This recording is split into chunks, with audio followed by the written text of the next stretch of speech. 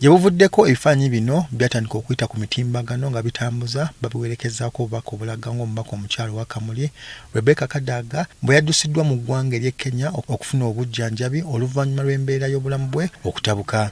Kino kyaleetawo ebibuuzo bingi mu bawagizi ba Kadaga nga beebuuza oba omuntu waabwe anaasobola okumalako obulungi ekiseera kino eky'okuwenja akalulu akanaamuza mu kifo ky'omubaka omukyala owa Kamuli kyayayanira.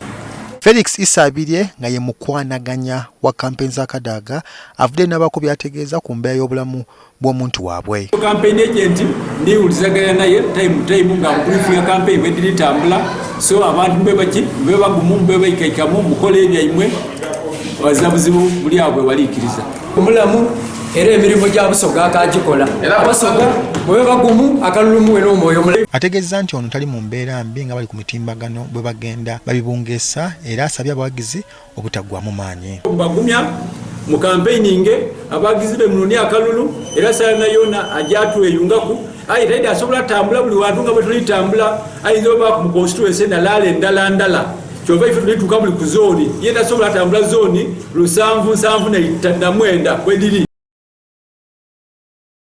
Isabirye agamba nti obuzibu bwava ku butawummula ng'okuva yava mu kaluko olukiiko olufuzi olw'ekibiina ono yasigala atabaala ebitundu by'eggwanga eby'enjawulo okukumaakuma n'okuzza obuwagizi bwa NRM era basawo bamuwadde gabuwa okugira nga yeesonyiwa emirimu emingi egimuteganya.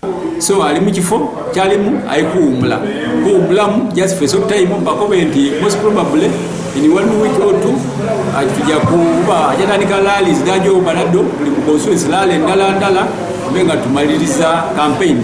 Ono alaze obwennyamivu olw'abantu abalanyisa Kadaga olw'ebibufuzi bye nga baagala okweyamisa embeera y'obulamu bwe okumunafuya n'okumukkakkanya. Baidi nti mukaira akayina amaani akayina obusobozi eyo n'ensonga gye bava eri bamuwa obululu obungi era n'okutegeeza abalabe ba Rebecca nti buli lwemuvaayo n'ebintu ebifaanana n'ebyo mwongera abantu ab'e Kamuli amaani era bavaayo bawa Kadaga akalulu balaga nti bo bakalinayo so ye strategy efu yemunayo okulaga nti asobola. Mu kiseera kino Rebecca Kadaga yakwatidde NRM bendera okuvuganya ku kifo ky'omubaka omukyala wa Kamuli ng'olwokaano alulimu n'abantu abalala 5 okuli 2 budget owa NUP n'abalala batalina bibiina kwe bajjidde okuli Prose Kanakutanda, Shanita Kizza Nubu, Nakisige Rita, Sakone Nowet Nangobi.